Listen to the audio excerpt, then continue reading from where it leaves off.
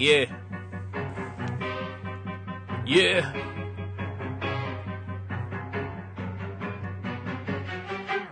Guess who came back with a large fucking fist to eat the Brooklyn blast furnace? I brought your ugly bitch with me. Your shit is sus. Ain't nobody trying to hear you talk. When Jimmy's on the mic, they take your whack shit and turn it off. It's real life, not them stories that you won't say. He made it out alive, and he's relatively unscathed. So subscribe to the podcast and share the post and tell your stupid friends to do the same. You heard it here from Coast.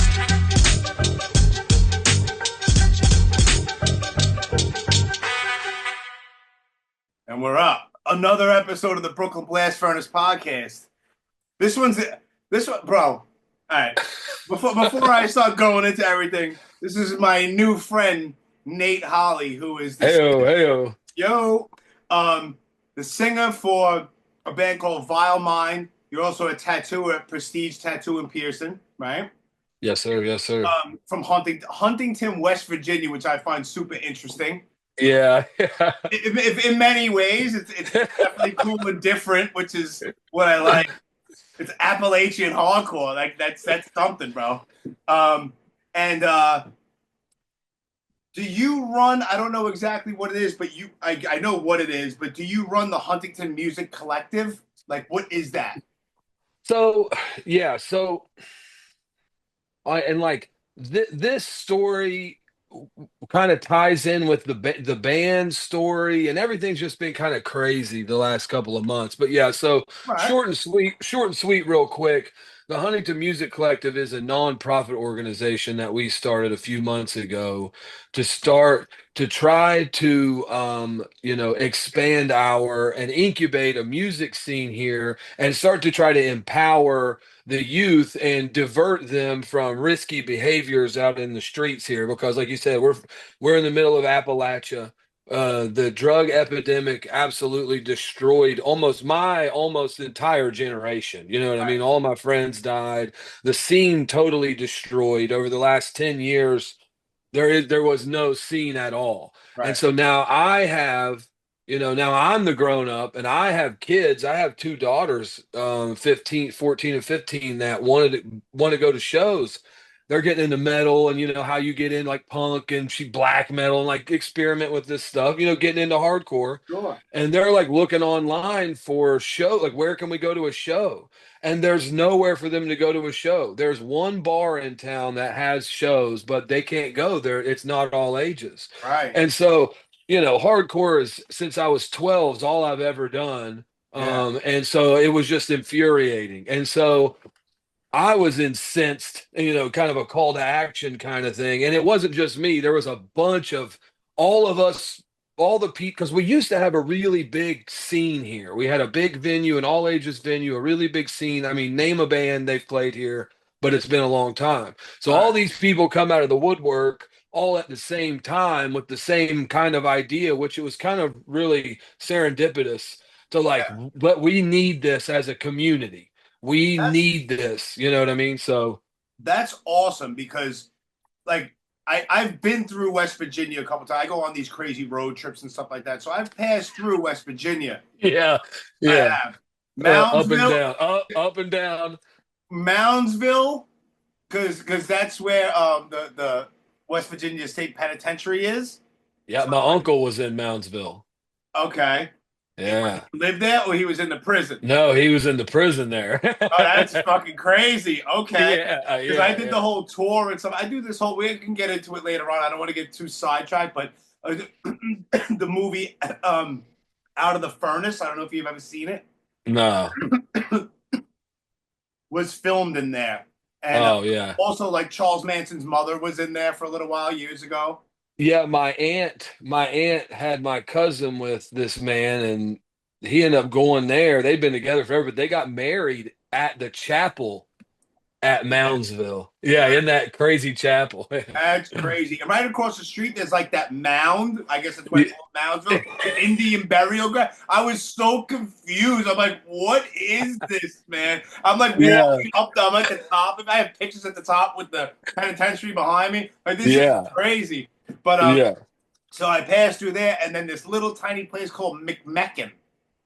Yeah, I've never heard of that one. You're from there. That's crazy. because I've never heard of McMecken. McMecken, it's like this big, and there was the only reason because I'm into all this fucking crazy nonsense, but uh, little toddler Charles Manson lived with his aunt and uncle in a house in McMecken while he Oh, was.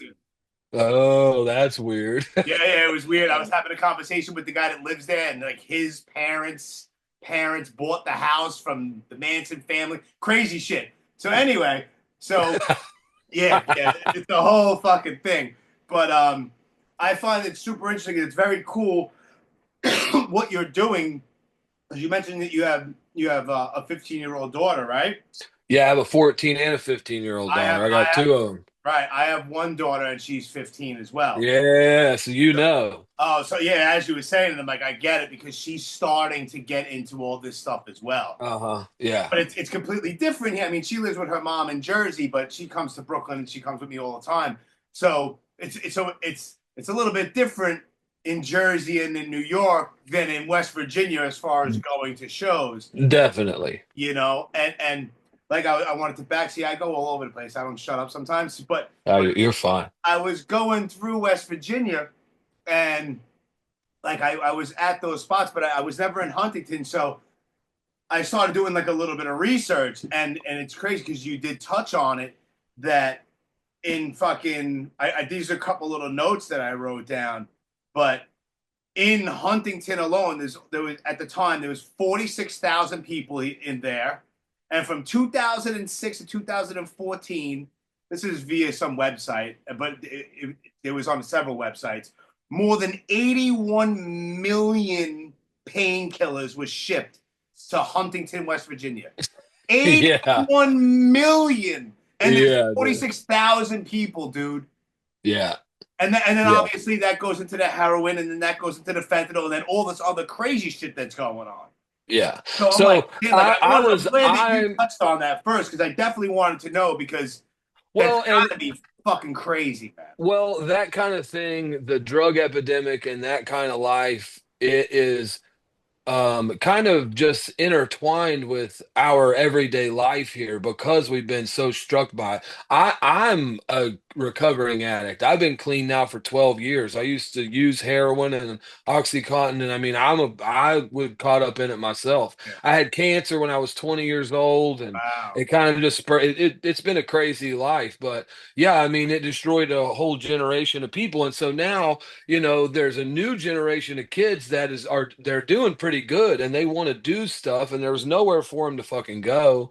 And Right. so all of us were like, well, where are the shows? And we're like, oh yeah, we're the adults now. Yeah. We're the ones who have to put on the shows or the kids can't go to shows. Yeah, man. So we started doing it that we started online and looking for a place to do it and just it snowballed out of control. We had people from the city council getting a hold of us, helping us, making this thing a nonprofit. And we had our first show. We've had three shows now as the three all ages hardcore shows.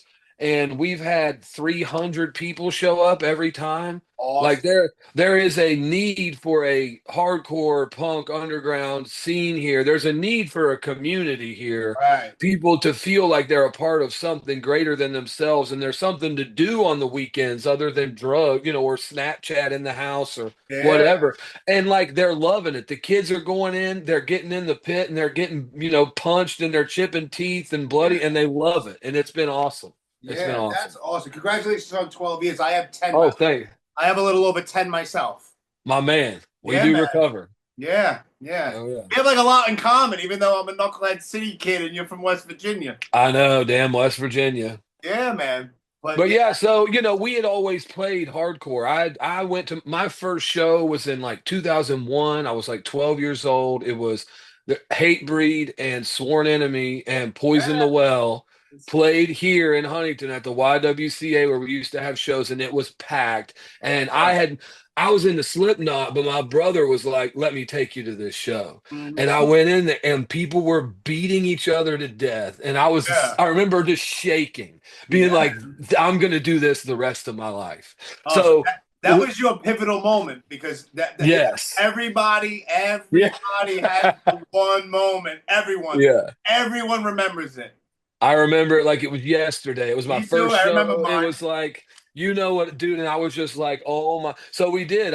We started bands and I played in bands the whole time. And some like we play, and what was it, 10, 12 years ago, after I got clean, I had been clean for about a year or two, and my kids were really small. And I mean, when I got clean, I was homeless. You know what I mean? We didn't have, we were, it was, I was down and dirty, man. It was grimy. It was a terrible lifestyle. Oh And yeah. so when I got clean, it was like I had to do something different. So it was like I changed everything up. I went to fucking school, and I was I went to school for physical therapy, and my wife is a nurse, and we got our shit together. And it just took me a long time to raise these kids up and like get my shit together. You know what I mean? And then here we are, it's 10 years later, and it's like it all of a sudden just happened like that. We started playing music again, and it's just kind of taken off, man. It's been awesome. Yeah, I saw it because if I'm not mistaken, that one clip that I hate to use the word viral, but it seems like that one clip you're getting Bro. you're getting a lot of fucking No. it, That was that was insane. You know what I mean? Because like it's a the 20-second clip, and when I saw it like you know how algorithms are, whatever, and I yeah, saw yeah, it, yeah. I'm like, who the fuck is this? Right? I was like, who the fuck is this? And then I was like, yo, this shit is hard. Yo, this dude has a buck knife on his head. I'm like, I gotta find out Well, who this is, man. so yeah, so that video, okay, so that video, shout out to the guy that took that video. His name is Mark. He's got a company called 4863 Media. He actually lives in DC, but he has a family that lives in Charleston, which is close to us, and he comes up here and he comes to our shows and shoots them, and he's trying to make a documentary about Appalachian hardcore and shit. He's the man. So I'd never even met him. That clip is from our first show, I thought March that's what it was. Yeah. March 22nd. We had only practiced 4 times. Then we went and played this show, and I was just hot. It was hot, so I took my damn shirt off. That's what I do. I'm tattooed, it's just kind of. And then the thing with the knife, just. I mean, I don't understand, like, because maybe it's just culturally, because, like, where in West Virginia, I assume everyone around me, man, woman, maybe child, has a knife. Every, Right. everyone has a knife. Like I've carried a knife on my side for years. We use them for all kinds of shit. But Yeah. dude, the internet did not like that Oh, I had I a thought it was knife. awesome, but then once I was like, not to be like, I mean, I guess some stereotypes are fucking true, but I was like, Yeah, you guys are from West Virginia, that's why there's the knife. I was like, that literally is true. That's the yeah, truth. I was like, it's a different life out there. Like we ain't carrying, I mean, do people carry box cutters and shit over here? Like Yeah. not like a fucking a a bark knife. Yeah, and like I don't know how it is, but I figure in like cities, like carrying around a knife like that's probably not okay. You're probably not Uh, allowed. It's probably illegal as yeah, fuck. it's probably as And legal as fuck.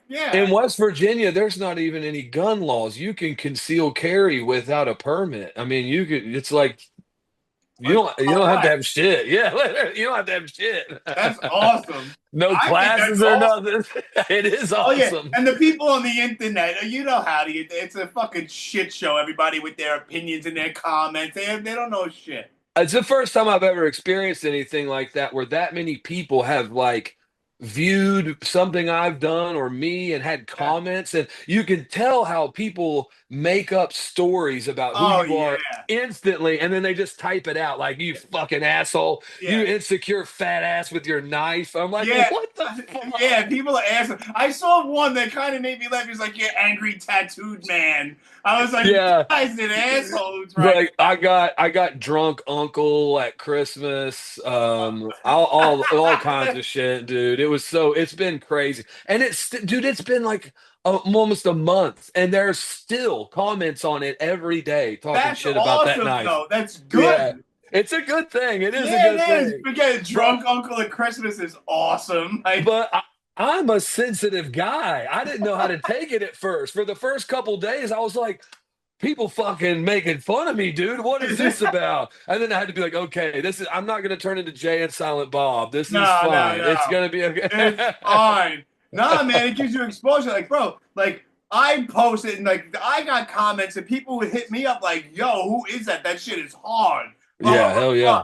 I'm like, "Yo, I don't know." It's like I think this is their first show. They're a brand new band out of West Virginia, and I'm gonna have dude on the podcast. And I'm Yeah, like, hell oh, yeah. that's cool. So that's why it's like I got to reach out to this guy because of that clip. And then I did my research. I was looking through all the things. I learned more about Right. Yeah, activism. we're all super grateful for that clip. I'm grateful for You everyone should that's be commented that I sucked because it's just put it in more people's algorithm, you know what I mean? 100%. Yeah. Absolutely. Hell yeah. Everybody, no matter what, you're wearing a Madball shirt. People hate on Madball. It's like, what's wrong? It's like, it doesn't matter. It Yeah, doesn't matter. it's always gonna be something, dude. But Mhm. yeah, I mean, things have been going great, man. It's like me and the guys have been playing music together for quite some time. So when we got back together, it all just kind of it was fun and it flowed well and we got like, a bunch of songs real quick written and so we've played 3 shows now. We got another one at the end of May and things are things are going really awesome. Nice. What other bands were you like? Not that I would So possibly know, but like, what are the other bands that you were in? I was in a band called Hard Times. We that was the hardcore band that we did the most with, played out the most with. We made a couple records, and we were in like in the earlier 2000s. We were also in like a metalcore, I don't know what you would call it nowadays, band called Beyond All Hope. It was kind of more like death metal-ish kind of Okay. shit. But yeah, that we did that shit for years and years and years. Hard Times. It was on Spotify up until just a couple months ago, and Seth took it off of there. No longer. Nah, no more. Turn No more. the page. Yeah, turn the page. Turn the page. I got it. Who came up and what's the story behind the name Vile Mind? That was I think it was a combination. I swear, I think I was sick and I was having some type of fever dream. And I kept thinking vile because I was sick or something like that, vile. And I just kept thinking vile. And then we were all texting and it came through in a group message somehow. But that fit the vibe, you know what I mean? Yeah. Well, because a lot of my lyrics are about being a drug addict and that life and the feelings associated with that and the lifetime of trauma that brings and just dealing with the aftermath of that and all your friends dying and being in recovery and so I don't Real know, it just life. yeah Real life. real yeah just real life, just the shit that I've been through and the shit that we go through here in this community every day and the shit that we're mad at and just trying to be a voice for us, you know what I mean? I just want people to finally look at West Virginia hardcore with some fucking respect, you know what I mean? To Absolutely. you know what I Yeah, mean? and For all those real. lyrics. That's the essence of hardcore music. Right, I right. mean, that's what it is. It's real life shit coming Well, from the heart. well, that's what it was always, and I feel like that's what is attractive about hardcore is Yeah. that it makes you feel something so strongly that you just have to keep doing it. Like I was talking to the kids, like one of my daughters, my older daughter, is not really into heavy music, wasn't really stoked about going to the shows, but we've been taking her, and it's only taken 3 shows, and she's totally infected with it Yeah, because man. The live she experience is different than just listening. it's very different, and that's what I had to explain to her. She's already chipped her tooth and shit in the day, Oh shit. getting punched in the mouth. But that's what I had to tell her. Like, hardcore is a participation kind of thing. You have to go and experience it and like feel it because it is, it's unique and you feel like a part of something bigger than yourself. And what's cool is we've noticed at our shows when the bands are playing and all the kids are in it and people are throwing like Nerf swords out there and they're having a great time that nobody's on their phone. Nobody's on their phone. Everybody's just in the moment. And it's been like so relieving, especially since, I mean, I know it's been 5 years, but COVID fucked shit up, Yeah, dude. man. Like in a big way. People, I feel like, my age especially are kind of fearful of coming out of the house again and going to shows and being like, is this okay? Yeah. And then people are coming out and seeing that the vibe is actually chill and super nice Yeah. and being super into it and coming back and bringing their friends, you know what I mean? Yeah. But Oh people yeah. were hesitant. COVID around here was fucking insane. I bet it was fucking insane, man. I Dude, bet it's it like was. I work at a 21-story commercial building like 5 blocks from Times Square. Mm. And one day, because I was like an essential worker, I guess you could say. I went to work every day. I went to work every day. But there was one day, it was like a Wednesday afternoon at like 5:30 in the afternoon, dude. And that's rush hour. You know what I'm saying? Yeah. Oh yeah. I walked down 45th Street from my job on the double yellow lines all the way dead center into Times Square. I only had to move out of the way one time for one cab. I'm in the middle of Times Square, bro. And I'm looking as far as I can see. If I saw 6 people, it was a lot. Oh, dude, I bet that was crazy. It was the fucking weirdest. I have took a crazy amount of pictures and stuff. It was Yeah, crazy. I bet. I couldn't On the imagine. trains, I'm the only one on the entire subway. Bro, we came to New York a few years ago and I got tattooed in Brooklyn there at Smith Street by Steve Boltz. Okay. And that's Burt Crack and Steve Boltz and Eli Quinters. Well, Steve Boltz left, but anyway, he was there at the time. And I was in New York for a few days, and I don't know how people do it. I don't know how people live in a city like that. I mean, the whole time I'm there, I'm just anxious the whole time because there's so many people, Oh yeah, dude. it's constant. I get pissed off every day, and I can I'm see why you guys are yelling at each other on the street, all the time, dude. It's the way of life. That's just how we got molded, man. It's like, but I'm in it I take the subway in and out of this city every single day, and Yeah. there's days where I'm just like, whatever, this is life, and then there's some days where I just get aggravated. There's too many people on their phones, people not walking, people just like I'm people like, everywhere. It's like people everywhere, and then there's all the slow people. It's like, it's like 8:45 in the morning. Like, don't you have to be at work? Like, why are you like? I get crazy. Yeah, that's one of the perks of living in a small area in West Virginia is there's barely ever traffic. I know, dude. And what's hilarious, I just go wherever I want. yeah, I was on this one road trip. I started out from here and I drove down through DC, down through the Carolinas. I drove through Georgia, and then I came back up, and then I hit like Kentucky, Ohio, West Virginia. Like, I did this whole run, and I'm driving through like Kentucky, and I'm driving through parts of Ohio, and then West Virginia, and I'm thinking the same thing as you, but opposite. Like, how do you live here? What do you do? Like, I would go fucking crazy. I have a friend that's from New York that lives here now. He lived there his whole life, And when I was there, it was insane. We stayed in, I don't remember where the fuck we stayed. Somewhere right near old CBGB. So right near there. All right, so And down it in was the Bowery, down in the East Village. Yes, down there. And it was 24/7, morning, noon, and night, honking of the fucking horns, man. Oh yeah. Oh fuck yeah. We were in a fucking Uber and the guy driving the car, there was no one to even honk at. And he just started fucking honking the horn. Yeah, those are jerk offs, those are assholes. But I was like, what the fuck is this guy doing? Yeah, and what's awesome is that you'll have like all the regular daytime traffic, rush hour traffic, and then depending on where you are in the city, overnight when everyone is home and there's nothing really going on, then you have all of the garbage trucks coming through and all that shit, picking up all the dumpsters. Then you have all that really loud barreling down. Non-stop noise. Well, what he was saying is it was hard for him to move down here because of how quiet it is at nighttime. It's culture shock, dude. Yeah. It's like the only thing you hear is crickets, man. You know what I mean? That's it. There's no horns, no nothing. So I couldn't sleep. I was just like, fuck this shit, man.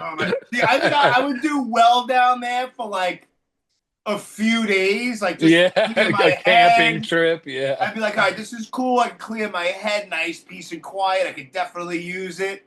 And then I would be itchy. I'd be like, I gotta do something. Gotta go back to the chaos. Gotta do something eventually. Yeah. That's another reason why I do these crazy road trips. I go. This was with an ex-girlfriend. I did it for a few years, and then I've been doing it with my daughter, which is like a great bonding thing. You know what I mean? Oh yeah, for sure. Yeah, it's like in July we're gonna fly out to California. I rent an SUV. we're driving from LA to San Francisco, up through Oregon, through fucking Washington. Oh man, that sounds awesome. It's like 3,500 miles, 19 days through Idaho, fucking Montana, Utah, through Nevada, back to LA. Like it's a reset. You know what I mean? You just reset my whole fucking head. That sounds awesome. I've never done anything like that. I've never been anywhere out west, or farthest I've been is New York for sure. That's cool though. I mean, what is that? How many hour drive is that? I don't even remember. From here, I think it's like 11 I was hours. gonna say somewhere around 11 because certain parts of Yeah. Ohio that I went to are like 11. Yeah, Yeah, it's like it was 11 like hours. 4 or 5 years ago, like right after COVID. I was just like, let's get out of here. Like even if it's drive through state, like not every state is awesome. That I would be like, but some states, like, some states are fucking cool. Like you see cool shit and. Just to get out of here. Yeah, no. That's why I asked you. I was like, how far are you from Moundsville? And it's hilarious that you never even heard of McMecken. Never heard of McMegan. I know about the Moundsville though. Yeah, we're right on like the border of Kentucky and Ohio. We're like in this like tri-state clump down here. Right. And then like the capital Charleston's probably like 40 minutes from us. So we're in like a metropolitan area. Yeah.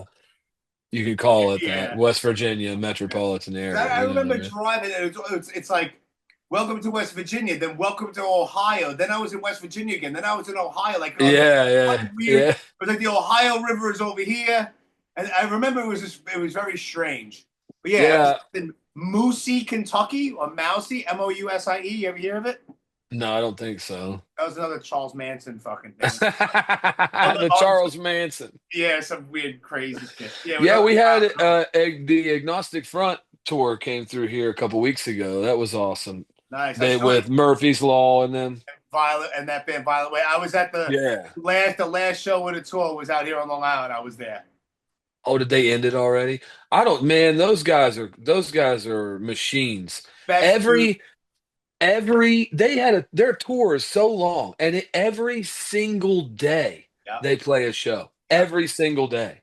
I mean, it would be absolutely exhausting. And what's cool is I saw them actually a couple weeks before they played here in Kentucky in Covington, and then I saw them here, and it was the same energy. Yeah. And they've been doing it every day for weeks, and they're, you know what I mean? It's like those are the fucking greats. They're the greats. They're amazing. 1983.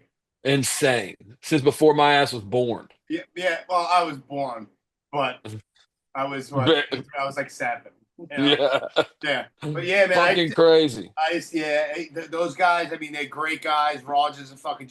There's nobody like Vinny Stigma. Vinny Stigma is. Yeah, that guy's my hero, and I never got to meet him until like last week or whatever. It was amazing, dude. It was amazing. The best, dude. He is fucking hysterical and doesn't even try to be. He's he'll never forget you.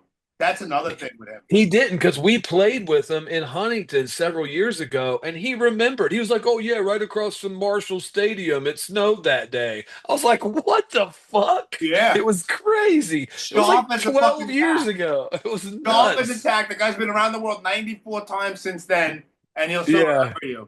Yeah, that was crazy. He remembered our singer too. That was crazy as hell, man. Yeah, man. He was so cool, and he took time. He took time to like take pictures with my kids and sign their shit for them in their vests when they're trying to get all their stuff together. He was so cool, man. It was like literally like a life goal, dream come true to get to even shake that man's fucking hand. It was so sick. It was awesome.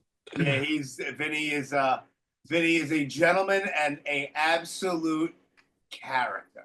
Yeah, he's a ham, dude, for sure. Oh my, yeah, he's the best. Yeah, he's doing this thing on the show where he gets down in the pit. Everybody does the circle pit around him. I was like, yes, that was so awesome. good. He gets right in there with everybody. Yeah, great dude. And like, I mean, talk about like fucking frontman, like Jimmy G from Murphy's Law, like he's always fucking. Dude, that guy's crazy. He was just as crazy in Covington as he was here a couple weeks later. I was like, that guy is a fucking machine, dude. He's a machine, man. Yeah, I don't know how they do it. I don't know either, but I've seen all those guys a million times. Like, they're just like, hey, what's up, Jim? Hey, this Stigma. It's always just We always break ball. Every time I see Vinny Stigma, we just break balls. It's just a good dude, man. Yeah, all those guys, man. I recently had Roger on here. Oh, that's awesome, dude. If you go back, I had Vinny on a couple of times, but he'll only do it with Mike Gallo. He's like, I got to do it with Mike Gallo. I have to have Mike Gallo. I'm like, all right, Oh, fine. really? Yeah. Yeah, I'm in Vinny Stigma's apartment with Mike Gallo, and I have pictures like Vinny Stig. He's wearing like these big wooden clogs that he got in like Switzerland or something. He's walking around the apartment, drinking wine. I'm like in his apartment, like what's happening right now? Just fucking just comedy all the time. Great guy, Yeah. and it was an awesome tour, man. And yeah, it was sold out, and I saw them. It was a couple weeks ago, 2 Sundays ago, I think. Yeah. Yeah, And then good now time. they're going, are they going to Europe now? I Of think course they're they are. going. It's like, what the fuck? You guys Of are course they nuts. are. Man, Machine. I've been thinking about Machine. I was thinking about so in this band in Vile Mind, this is the first time I've ever done vocals for a band, you know. Oh, really? I've always played guitar. So yeah, I mean that first show where the video clip came from, that was the first time I'd ever even done it in front of people, man. And Oh it was no, only shit, the that makes fourth it even time. better.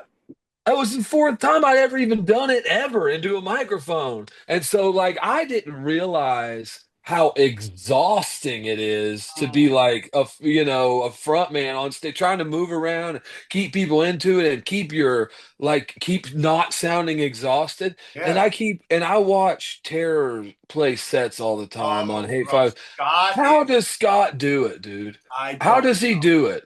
I, That guy is a fucking machine. He's yeah, got the cardio of a literal Olympic fucking athlete. yeah, Because man. dude, 2.5 songs in, I'm done. I'm like, Yeah, okay, how can I? I'm yeah, panicking. You know what I mean? I've been yes. doing cardio at the gym like a motherfucker trying to get better at this Yeah, shit. man. There's another band that just doesn't stop. I recently had him. I had him on a couple of times. I had him on not that long ago, and he was on like a month and a half break. And he was talking. He was like the year before played like 280 shows. Just the Who's following this? Scott from Terra. Oh my It was like god. 280 shows that year, and he goes on break for like a month and a half. They start recording an album, and they back out on tour with like obituary and all this craziness. Yeah, Yeah, he's living the life, dude. The yeah, the man. a absolute epitome of hardcore Yeah, frontman life. 100%. Yeah, we live, obviously in Huntington, there's it's very small kind of city, but we only live a couple hours from like Louisville and Columbus and Okay. Cincinnati. There's only a couple hours in either direction. So we're going to LDB this weekend. Okay. That's in Louisville. It's only a couple hours away. And then on May 19th, we're going to see Terror and Obituary and Nails down there. Yeah, That's that one. We're crazy. going to see that. Yeah, that's the tour that they're on. Crazy. Yeah, we got those tickets for my daughter for her birthday. That was last week because she loves nails. You know what I mean? And I'm Yeah. like, oh fuck yeah, this is gonna be a great Nails is a show. fucking crazy band, man. Yeah, dude. And like I still like I've known this for a long time, but still it blows my mind to think about that dude from Nails Todd was wrote the first couple Terror records. You know what I mean? Yeah. And then is the dude from Nails as well. Like what and he was in Carry On. Like what is even how does one dude do that? You know what I mean? No, man, they live it, breathe it, He's everything a they special do. motherfucker. Yeah, everything he does, every move he makes is related to band shit and music. For real, dude. Yeah, just Everything. killing it all the time, man. It's Yeah, wild as hell. awesome. So you said you have a bunch of songs written, and they came out, and they actually they were, I guess they flowed, and you have a few of them that are already done that came out pretty quick. When are you recording, and what are you doing? Talk to me about the Yeah. first So EP. yeah, so we've got like 7 songs like ready to go, but we're gonna go record in 2 weeks. On May 3rd, we're going to record that Saturday, but we had limited time because of scheduling and kids and this and that. We were going to try to do it 2 days in a row and knock out like all 7 songs, but we can only do one day. So we're going to do an EP. We're going to get 4 songs done that day. We've Okay. got somebody working on like the EP art and shit. And hopefully it'll be done. We're expecting it to be done by the middle of May, so Nice. we can release it by the middle of May, give people something to listen to because we don't have any music for anybody to listen Right. to. Yeah, I was looking. There's a couple of live clips. I'm like, all right, but then I did see you post somebody, or maybe you posted that, the Yeah. first EP's Yeah, coming because out. I mean, we've only started playing just a couple months ago. It was the beginning of February or something like that. So we haven't even had, we wrote, like, we all had parts and wrote some things and recorded them, and the drummer just listened to them in his car every day on his way to work to try to, and then when we came together, it was like, all right, let's try to figure out how to make this work. And then, that's it kind of happened like that over a span of a few practices, but we're gonna, we're gonna do the 4 songs and release the EP, but we're planning on trying to get back in there in the fall to do like an LP or something because we'll have a few songs left over that are Sure. sick, and we're already in the midst of writing a couple more, so so it's going super good. I just want to play some shows, man. I just love hardcore, you know what I mean? We just want to fucking represent our fucking people in hardcore and the shit we know how to do. And like, I just want to play shows and have a good time and spread the love, dude. You know what I mean? What's the name of the song that clip is? I think that song is DOA. That Okay. song is called DOA. So it's called DOA because it's about like that song is about like the dissonance of being a drug addict, like the being torn in both directions all the time. So Sure. I made it DOA as the standing for disease of addiction, Okay. and or dead on arrival or Sure. whatever people want it to be, whatever, you know what I mean. Whatever. Yeah, But yeah. yeah, that's that one. We're gonna record that one for the EP.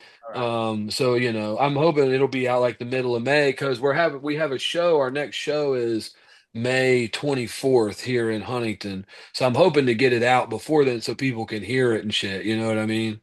And like we're working on trying to get some shows at least out of town a little bit, like in Columbus or Louisville or whatever. We've been reaching out and trying to talk to people and trying to get out there a little bit this summer and get our name out there a little bit more and just make friends and fucking play hardcore. You know what I mean? Yeah, man. Well, it seems like, I mean, home base where you're at, it seems like you're doing the right fucking thing, or whatever you're doing, it's the right thing because you're saying a few hundred people are showing up to these shows. I mean, yes, Yeah. there's a want and a need for it, and obviously it's you're waving the flag and people are fucking saluting it and people are showing up, man. So and Yeah, it's been it's it's also been the overwhelming. positive thing about what you're doing because of the drugs and all that stuff, and also lack of other things to do, and to create something like that for everybody to go to in a positive.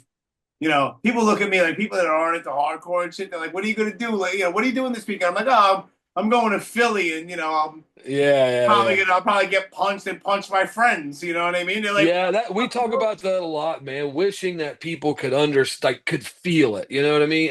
Everybody would appreciate it if they could just understand right, that feeling. You know what I mean? yeah, And so, yeah, you're absolutely right. People need it. There was a whole generation of kids, a scene just waiting to happen here. You know yeah, what I mean? And like there was a huge response.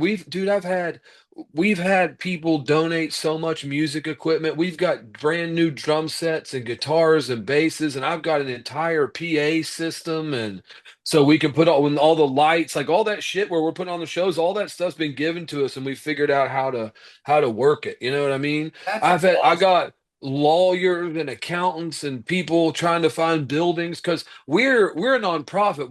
What we want to end up doing, first and foremost, it was we were wanting to have shows, right? But right now we're just renting out like spaces to like American Legion, or this church is letting us do it here this week or It whatever. doesn't matter. That doesn't Right. So we're trying, our big goal is to get a building of our own for the nonprofit so we can have as much events as we want because we want to do shit for like teaching, like having music lessons and an after school drop in kids for, or for kids to come in and get a bite to eat and help with their homework. And so we're trying to do something really big here. And there's a need for it in the community. And like hardcore has just been like making it all grow and snowball out of control because people want to be involved. You know what I mean? yeah. Hardcore fucking rules, dude. You know It what does, man. It does. I mean? And the people that don't understand it, or people that are on the outside, like, this is fucking crazy. It's like, Nah, man, it's Just go one time. you just go one time, and if it's not your thing, listen. Hardcore is not for everybody. I always That's say, right. I have friends for 30 years, and we'll be standing in a room, and we'll be talking and bullshitting and laughing. Like there has to be something wrong with us. There's something Yeah. wrong with all of us, dude. Yeah, Like, yeah, yeah. especially for sticking around for this long, For and sure. but it doesn't make it. It doesn't necessarily have to be something that's bad wrong with us. We're just a little fucking not the normal fucking zombie walking around on the street, that listens to, top 40 radio all day long. It's like there's Yeah, it's something just like, different about us. yeah, I don't know. It's just like, yeah, where you find your calling is The just to be tribe, where around you this shit. find I your mean, own yeah, dude, tribe. and I've broken my arms and my teeth, and and it's just like you just want to keep coming back. And Yeah. we talked about this too with doing these shows, and there's a lot of young kids coming to the shows, and they're wanting to get in the pit and stuff, and so it's like, and there's a lot of older people that are fucking dancing too, and it used, we've been trying to temper ourselves a little bit so we don't destroy the children in there, Yeah. and but also trying to show them the way, like, this is hardcore dancing, this is our culture, you know what I mean, this is hardcore culture, we two-step and swing our fists and kick, and if you're and we're not being mean about it like back in the day. If they're pushing or whatever, nobody cares, do your Right. thing, but just trying to lead the way. Right. But I was like talking to my wife, like, I need to temper myself, and she's like, but not too much. She was like, because when we were growing up, you had to be, it was like you were scared to death of the Yeah. pit because it was all 30-year-old men beating each other. Yeah. And that's part of the allure. You can't Yeah. nerf it, dude. I'm like, all right, Yeah. fine. You're right. You're right. You got to get in there and you fucking go. And you just Yeah, go. And then right. you Because realize it might be crazy, but it's not that bad because I'm holding my own here. it's right, exactly. And that's part of it, I think, too, for kids, especially going to a hardcore show and like working up the nerve to get into the pit for the first time. I mean, for a teenager, that's an extreme a moment in your life where you're staking your claim as I'm getting the fuck in here. You know what I mean? It's cool. It's I got to remember be me when I was young. I'm like, fuck. right. It's a big deal, dude. I got in the pit. Did you see that, bro? I got in the pit. Yeah. It's a big deal, dude. So it's got to be a little scary or it's not cool, Exactly. Yeah. Get your adrenaline going, man. Get a little fear. And it's also like kids nowadays, not to sound like the old man, but I am like the old man. It's like, toughen you up a little bit. You know what I mean? Well, that's what I've been saying too. It's like it's like the kids have their, the teenagers, they're COVID kids. They had to go to homeschool because of this, and they're very digitized, much more than my generation. You know what I mean? Or So mine. then, right. So them getting into this scenario where they're getting physical touch and getting bashed by a grown man and punched in the head, it's like giving them confidence because they realize they can take it. Like, oh, they're realizing that they're like, they have some power and they're not fragile. You know what I mean? Right. And it's like literally kind of changing their perception of who they are because they got punched in the face by this guy with no teeth the other day. Yeah. This guy with no teeth. That's awesome. Yeah. No, that's for real. That's for real, though. There's a guy that's been coming to the shows. He's cool as fuck. He had teeth a couple weeks ago, but he's a manual labor dude, and they were doing something with a sledgehammer, and the sledgehammer bashed him in the mouth and knocked out all of his fucking teeth. That'll ruin your fucking day, man. Dude, it's brutal looking. And it was like the day after he was at the show, fucking swinging in the pit, just like it was crazy as hell. Oh god. Yeah. He's a wild one. He's a wild one. See, I'd go to a show in West Virginia. That would be some crazy shit for me. Like, this is some shit. This is some shit here. You see that guy with the mullet swinging as hard as he can? That's what it's like. Yeah.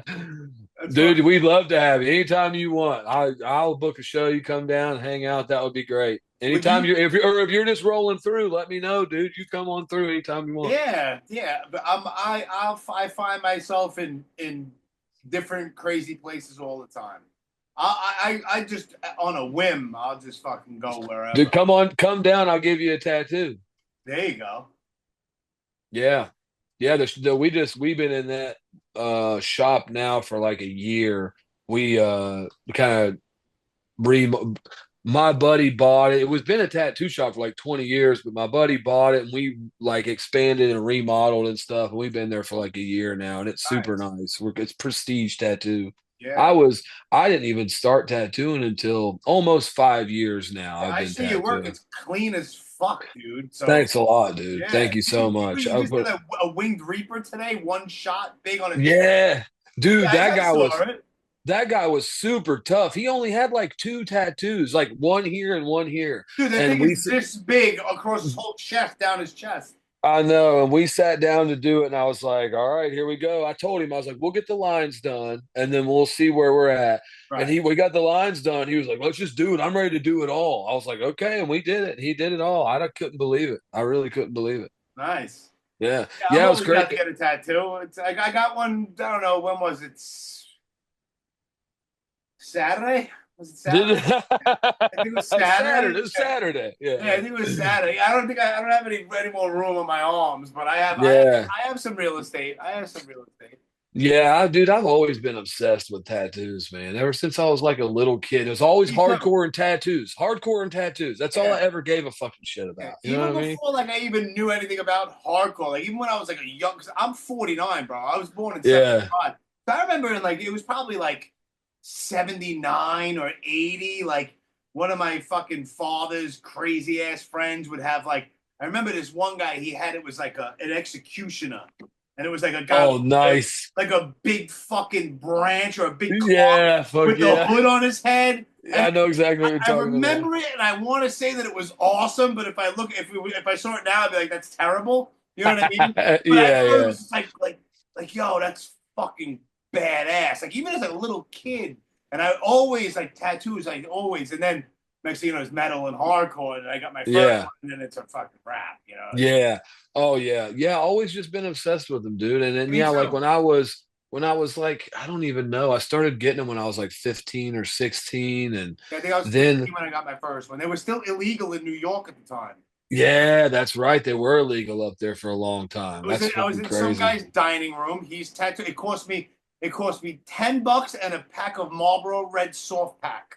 Fuck yeah, soft pack. Very Soft pack. specific. He Gotta be the soft specifically pack. said that he wanted Marlboro soft pack, and it was $10. Yeah, And his yeah, wife is at like this little small little kitchen area cooking up chicken cutlets, and I'm getting yeah. tattooed at his table. I have a similar experience. Been tattooed in the kitchen while the old lady's cooking, kind of Yeah, deal. Yeah, yeah, man. yeah, dude. And I dropped like I was just upset. I got my first tattoo, and then I was obsessed with hardcore and shit. And I dropped out of high school in like the ninth grade, and then so that's all I wanted to do was I play dropped out hardcore in 12th tattoos. technically, but I stopped going around ninth grade. Yeah, same shit, dude. Yeah. Well, yeah, so I started going right after that. I started hanging out in the tattoo shop as a kid. I walked in there as like a 16-year-old, like I want an apprenticeship. And they were like, "All right, well, do you have any drawings or a portfolio?" And I was like, "No." No, I'm 16. I don't even know what the fuck No. you're talking about. They were like, "We'll just hang out and we'll see what happens." And so I just never left, you know what I mean? Just hung out at the tattoo shop my whole damn life until I was a little bit older, and then shit got crazy as hell. And then found myself finally after going to getting clean and going to college and doing all this shit 5 years ago. Finally I got, started my apprenticeship in 2020, which was Okay. crazy. It was Yeah. fucking weird as hell. Yeah. Yeah, it was super weird. Yeah. Fucking COVID is about to hit. Like, what a time, too. Yeah, we had literally just the other shop I used to work at. We had literally just got it all set up and we're about to open it. And then they were like, "You can't open it. You're not allowed to open it." We were like, "No." Yeah, dude. Yeah, it was crazy as hell. And like, it was just wild how it all worked out. I got clean and I went to college for the physical therapy shit. And like, as soon as I graduated, I as soon as I graduated, this opportunity for me to get an apprenticeship just appeared out of nowhere. And we had just bought a house. And my wife, I take my wife to Mexican one day, and I'm like, "Hey, honey, I'm not going to be a physical therapist.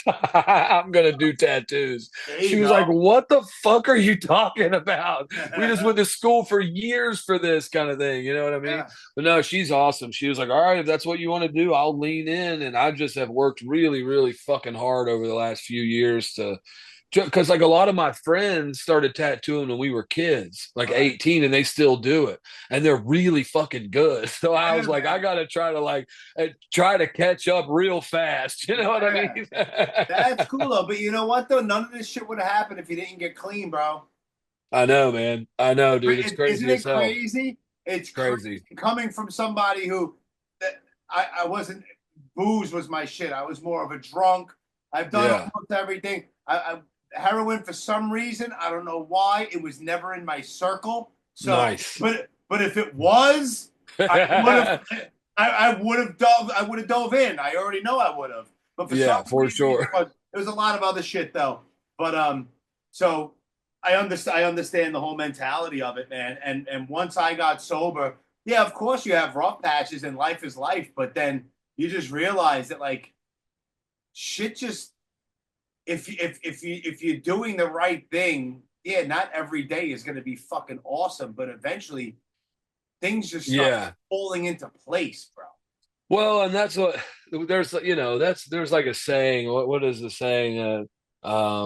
Life's not about feeling good all the time. That's what getting high was about. Welcome to the human race, motherfucker. You know what I mean? It's like that's a valid statement, bro. For sure. So yeah, and I mean, I do the NA shit. And I did work steps and did this. Was a sponsee kind of thing. So all that kind of definitely was like that's definitely helped me. Stay clean, obviously, but definitely it helps me understand the need for like people to feel like they're a part of a community and like they have somewhere to go. You know what I mean? That's why with the collective shit, we were trying to do a show every 2 weeks, even if it's just local bands or whatever, just to have some consistency in the community. That way kids know every 2 weeks we're going to this place to hang out with people. Look forward to. They make plans with their friends. Yeah. Exactly. And they know that when they go there, people aren't going to be drinking, people aren't going to be getting fucked up, and there's going to be a crew of adults that have been doing this a long time that are there to try to make it as safe as we can so everybody can enjoy hardcore. You know what I mean? Because enjoy yourself. Don't fuck it up. Yeah. Right, because there was a lot of that too in the back in the day. There's a lot more violence. We were very full of piss and vinegar and machismo. Yeah, you know what I mean. So there was a lot of unneeded, unnecessary violence that just killed our fucking scene and destroyed the shit out of it. So we're trying to start afresh with the best of intentions of like community and love and shit. You know what I mean? Because the other way killed our shit totally. And, you know what I mean? Oh, dude, fucking early and mid 90s here in New York City was fucking insane. Oh, I couldn't imagine. I bet it was fucking insane. Oh, people in the pit fucking swinging chains and hammers and fucking people getting seriously fucking hurt, bro. It was bad. It got bad. Yeah. It got so bad that like some people was scared to come to shows. And now it's like, okay, now we're playing in front of fucking 15 people. That's exactly what happened here. Yeah, well, I mean, I think instead of this room used to have 500 people in it, now there's like 25. Like, what's happening? Well, people are scared that they're going to get their fucking head cracked in with a hammer. Right, and then it's no fun for anybody. Right. Yeah. No, then there's no scene. It's like, what was the point? Right. It sucks, dude. Right. So, and now it's like, okay, well, we can start this and make it like a cool thing. And just like from the get-go, like that's not what we're doing. You know what I mean? Period. Yeah. We want people to be able to enjoy and experience hardcore and this energy and community and shit without having to worry about it. And like people are super attracted to just even the adults knowing that there's a place that they can go where people aren't going to be getting drunk. Because I don't drink, obviously, but I don't like being around people that are fucking drunk either, because you never know what's going to happen. There's always fighting and yelling and, crazy shit going on. I don't want to be around it either. Sober, it's like, if I'm sober and there's drunk people, it's like, oh, dude, like you're annoying. Like you're annoying. Yeah. It's like, go the fuck away. Go away. You're annoying. I mean, I don't give a shit if anybody drinks. I don't either. I get it, but it's like, I don't care what anybody does. I think everyone should be able to do whatever they want as long as it's not harming another person. But I just don't think that we're just trying super hard to get away from everything in our life in this area being substance based in some way. Right. Because even if it's not drugs, then it's something to do with the recovery house or Narcan or Suboxone, or it's just constant, constant, constant. And it's not a bad thing. Obviously, Narcan's great, Suboxone, whatever, but just something that doesn't have anything to do with any of that. Right. And we don't have to fucking think about it. We can just like bump into each other and, hurt ourselves and bang our heads, and it doesn't have anything to do with substances. Right. It's like we need it, dude. We need that. How about we just fucking change the fucking the direction and just enough. Give it a break. We get it. We've been there. We've done that. Exactly. Turn the fucking page. Like, we got something else going on here. Like, there's no need to. Well, right, because it's important and it's needed in this area, and like the government gives us all this like opioid epidemic money, and like, but what's happened is it's just inundated with every other house is a recovery house, and it's just anything that our youth, the kids are bringing up, it's just all they hear. You know what I mean? It's just something related to this shit, which is not a bad thing for people to recover, but it's also like it doesn't need to be the only thing you fucking hang out and talk about. You know what I mean? We need to change the conversation. Yeah, for sure, dude. And it's been great. And like, we're trying to like start a zine up and get the kids involved with like doing interviews. And like, awesome. I want to try to when I was a kid going to shows, you'd always hope that there was someone there with a distro table, and they had like all kinds of different shirts and comp CDs and buttons and patches and shit. And like, we need to figure out if there's any of those guys left and get them to come back to shows, dude. Yeah. I haven't seen one. Somebody lurking around. Once you said like the distro table, being from New York, it popped in my head that somebody had commented and you told him to shut the fuck up. You're like, is that somebody wrote, is that Rick to life? And I wrote, dude. Are you insane? Because I had a feeling that he was fucking with you and he knew you. And I thought, are you insane? That's fucking Seth. That's the singer of my old band, Hard Times. And I laughed at it. God, what a dick. I saw that, bro. It's like, God damn it, Seth, you fucking asshole, man. I thought it was because as soon as he wrote that, I was like, that's fucking funny, obviously. Well, I think he did that because I was talking to him the other day at the show about that video and all the comments and how there's been like 3 comments of people calling me fucking Rick to life. What? And it's I don't know. And then some other guy, he said Rick to life was the Timu version of me, and then some other shit. So I was like, bro, I was stressed the fuck out about it. I'm like, oh God, dude, no, please, people, please stop comparing me to that piece of shit. And so I was talking to Seth about how it was stressing me out, probably. So he saw your shit and was like, is that Rick to life? Like, fuck you, Seth, you fucking I knew there had to have been a backstory. That's why I laughed at it. That's what it is. That's what it is. The damn knife video. God. That's what popped in my head. Once you said distro table, I thought Rick to life because that was his thing back in the day. Right. Yeah. In the New York hardcore documentary. Yeah. He's a normal kind of guy with his distro table, and then something popped loose. Something popped loose. Yeah. Somewhere around like 2004, 5, like that. Then he went away after a few years for a long time, and he resurfaced again. And that's what it is too. Because every now and then it's just like you don't see or hear anything about him, and you just know that somewhere he's being crazy, and then he'll just pop back up on hard lore. You know what I mean? Like talking shit to the hard lore guys. It's like, what are you doing? He's just trying to stay relevant. I guess it's working. People keep talking about it. Oh God! You show up to a show in Cleveland, it's with a hammer and a fucking knife, a mat, and all this shit, and then it doesn't work. You get the shit kicked out of you. You wind up outside in the cold with no pants on. Oh no! Yeah. They were dragging him out, and his pants came off. So he was basically laying in the snow and ice, beat up, naked from the waist down. Well, I guess he had it coming. Oh, he always has it coming. Whatever, fucking Rick to life. Yo, but I mean, I know that you guys are like a brand new band and all that stuff. You don't even have a release out, but eventually, I mean, I don't think would it be out of the realm of possibility to actually play a show here in New York? No, we want to. I mean, man, my goal is to like, I don't I don't know. My goal is just to take it as far as we can. We want to play anywhere we fucking can, man. I mean, I'm just trying to get our fucking name out there so people will try to book us. You know what I mean? I've been like putting feelers out and seeing what I could do. And I've been trying to make connections with other bands and trying to talk to guys that I look up to because I don't care to put myself out there, dude. No. I don't care. You know what I mean? Like I'm a grown ass man and just trying to have fun and hardcore and other people want the same thing. So I'm just trying to make connections. And yeah, we've been looking around trying to play shows and figure out where we can go. And I figure maybe it'll help a little bit more, obviously, once we have music out and people can hear it and know that we don't suck, or maybe we do, you know what I mean? You're But always gonna have haters, but for some reason, like I have a feeling that you guys aren't gonna fucking suck, dude. yeah, I don't think we do, but I guess we'll let everybody decide. We put this EP out. I guess. No, I think because you guys have like this like old school feel and sound. At least what I could hear.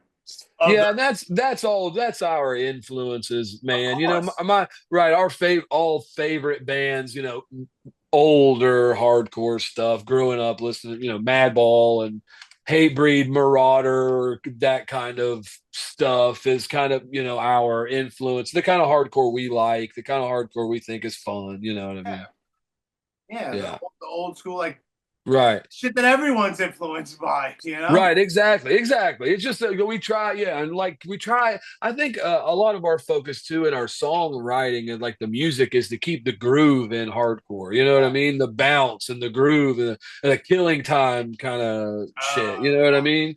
You know, Shout that's out a to Anthony Communal, the fucking singer for Killing Time. That's my yeah. boy. So that's like that's what we try to do and have fun with it, and you know, let people like you know bounce and dance and groove, and obviously be mean as hell because it's hardcore. You know what I Yeah, mean? that's what it's about, man. You gotta get asses shaking. Yeah, right. You got to have groove in hardcore. You You do. have to have bounce and groove in hardcore. It's a fact. It's a law. I think it's West Virginia state law. Hey, as it should be. As it Yeah. fucking should be. Well, good shit, man. So, Huntington Music Collective. And then Yeah, Huntington Music Collective. who's I guess it's a photographer that I guess that I saw. It's what is it? Appalachian Alternative.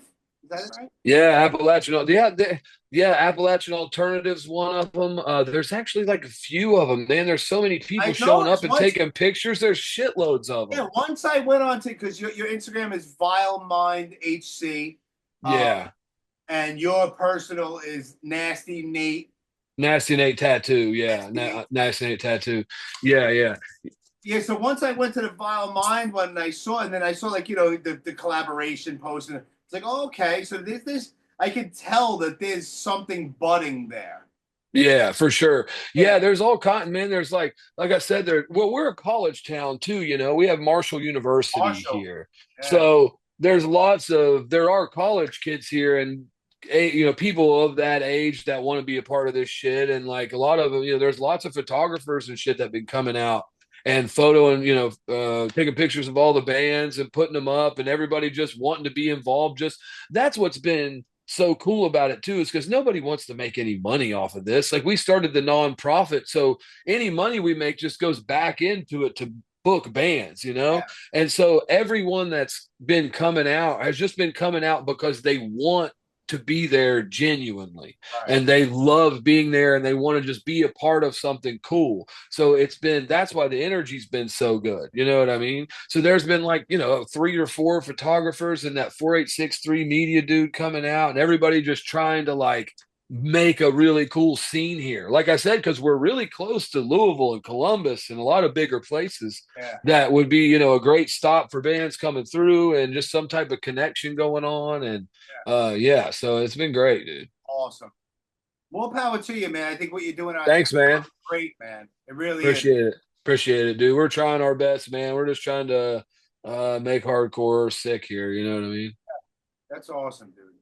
Well, I fucking wish you nothing but the best of luck, though. But I really mean that because, like I said, like yeah, it was cool and like yo, this knife and all above that video. But I was like, but there was something else. I'm like, this shit sounds like it's pretty fucking cool. And then I looked around, and like I just said, it's like it seems like there's something going on there, which until I saw that video, I had no idea about.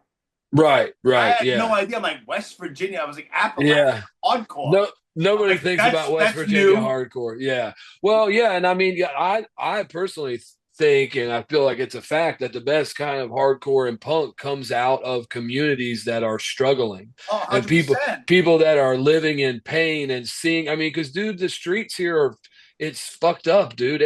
Everybody is on this. There's shitloads of people on the street, and they're sick as fuck Yeah. and they're dying, and that's all we see all the time, and it's hard, and like we got to find a way to cope with this kind of shit, and that's the way it's always been for me and us is through hardcore, you know what I mean? So just trying to portray what we see every day out here and what we're living through, and you know what I mean, it's sometimes brutal and a lot of the times heartbreaking. You Yeah, know of what I course. mean? And heavy, and it's tough to, so it's like we have to share the burden and come together to try to, cope and survive and thrive in this area where things are kind of fucked up right now. All that stuff speaks to all these kids that are coming out. It speaks to Right. them. Like your Right. lyrical content, what it's about. It speaks to them. Like certain songs, like radio songs. Like I can't listen because I'm a lyric guy. Like, you know what I mean? I'm a lyric person. So it's like if you're talking about something that I have it doesn't speak to me, I'm out. You know, I have nothing in common with that. So right, and I feel so like honesty rings true to people. People feel and understand when someone is being genuine. You feel connected to that person through human experience. So I feel like when there's a genuine hardcore band where you can tell that this come out of like feeling and realness, that is infectious. You know what I mean? and those So are the bands that last long. yeah, those are bands that last long, and what everybody's trying to capture. You know Right. what I mean? So Yeah, hopefully because we can people, get a because taste of that. I could tell when there's a big. I say I don't know how many bands I've seen throughout my life and festivals and this and that, a million bands, and you could like smell it. Like, yeah, these guys they're full of shit. Like these guys, they're full of shit. Like they sonically they might be cool, but there's something lacking there. And Yeah, they're kind of faking the funk. for sure, totally Yeah. agree. Yeah, man. Well, thank you, dude. Dude, there's no need to thank me. This was fucking cool. I was super flattered, man. Super awesome. You asked me on. I've been nervous about it, and I was like, "Holy Nothing to shit, be this guy nervous asked me to do about. this." And I was like looking at this page, and I was like, "Oh, he's like actually talked to like real people who are really good at this." Oh And I was my like, God. "Oh my god, I'm gonna Dude, make a we're all fool out of just myself." people, dude. Listen, Fuck, dude. there was a couple of times where I'll be honest, where like I didn't know them before, and then I just start bullshit. But then it's like they're just people, dude. Yeah, And yeah. I've been friends with like a lot of fucking people that are super, super successful, long term hardcore bands, and like they're just like Yeah, it's it's true logically, and it's just so weird to think about it because like, when I'm 36 now, but like when I was a kid, like 15 years old or something, Terror came out with Lowest of the Low, oh yeah, and Vinny Stigma and Roger Mayer and all these guys, they were already grown. And yeah, like these were like literally my heroes, like of my course, heroes. So now it's like, when you get to meet them, it's like insane and get to yeah. talk to them. It's like, oh, you're just a guy. Like, how are you Yeah, just a guy? I How are you know. just a It's guy? true. It's I true. don't understand. Yeah, even like me, growing up in the city, going to matinee shows at CBGB's and L'Amour's here in Brooklyn and all over the Continental and the Marquee and the Limelight and the Palladium, all these places. A lot of them are gone now, but now there's new places, some great places that are around now. But, it's like, holy shit. Like, I remember like a couple of times when I fucking, saw Agnostic Front for the first time. It's like, Yeah, now yeah, it's yeah, like, yeah. now it's kind of like, sometimes I think about it. Like, I know these guys for like a long time. It's like, why do I have Roger Moret's number in my phone? Yeah, That's yeah, weird. yeah, You know what I mean? yeah, Like yeah, Lou from yeah. Sick of It All. But think about it for a second. This is really weird. What is happening? Yeah, but he's just Roger, and he's just Right. Vinny Stigma. They just have a name to him, but they just Yeah, I people that they just fangirl big time. I yeah. scrolled down, I saw that you had Scott Vogel on. I was like, what the fuck is happening? Why did this guy ask me to do this? I don't know because why? Oh, Because like I fuck. said before, I started pressing record. I'm like, well, maybe we were recording. I don't know, but it's like it doesn't matter who it is. It's like if I dig I'm what they're doing, I'll let it. so I was like, fuck yeah, this is great. This is obviously a good thing. If he's asking me to do this, Oh this is yeah, great. I was like, hell yeah, this is awesome. yeah. I'm not gonna have you on like to like have like a fucking like to like to punk you right now. It's Punked. I want to talk about this video and what's going on there Yeah. and what's Yeah, happening over there. I was super stoked. Yeah, I was nervous as hell. This has been great, dude. This is awesome. Man. Really appreciate it, man. Yeah, thank you so much. Anytime, dude. And like I said, I'm gonna send this off to my guy. Usually in a couple of days he sends it back to me. I upload it and then I'll let you know. I'll be like, yo, I'm gonna drop it tomorrow and cool. Yeah, dude, I'll keep you posted and shit when we get the EP out. So I'll send it to you once I get it so you can check it out, man. Yeah, 100%, man. I'm looking forward to it. Like, cool.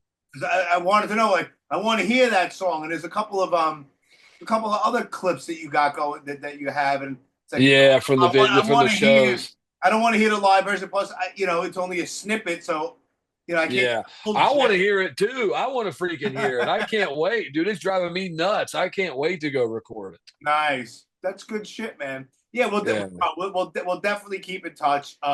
Cool. Yeah, awesome. Yeah, 100%. If I find my way over there in West Virginia, I'll hit you up and yeah, hit me up. Figure something else. I'll get tattooed by you. I don't give a shit. Yeah, let's do it. Yeah, 100%. And all right, man. Like I said, I will let you know when it goes up. And oh shit, before I go, I have to shout out my sponsor, Generation Records, located here at 210 Thompson Street here in the West Village in New York City. Don't forget that. No, you can't forget. Nah, they're my friends. I forget them sometimes. Don't forget that. I forget them sometimes. But follow them on Instagram at Generation Records. They've been around since '92. They have, every kind of musical genre, vinyl. Everything from VHS tapes to T-shirts and posters and hardcore records. Everything. There's 2 floors and they're awesome. So shout out to Mark and Ron Grimaldi from Death Cycle. And they're awesome. 210 Thompson Street in the West Village here in New York City. My sponsors always thank you. Go them. Yeah, go Generation Records. Go Generation Records. That's right. I love it. I love it there. Yeah. See? I love I know you're a frequent shopper. I see you there all the time. am. I know. I frequent New York. Yes, as you should start.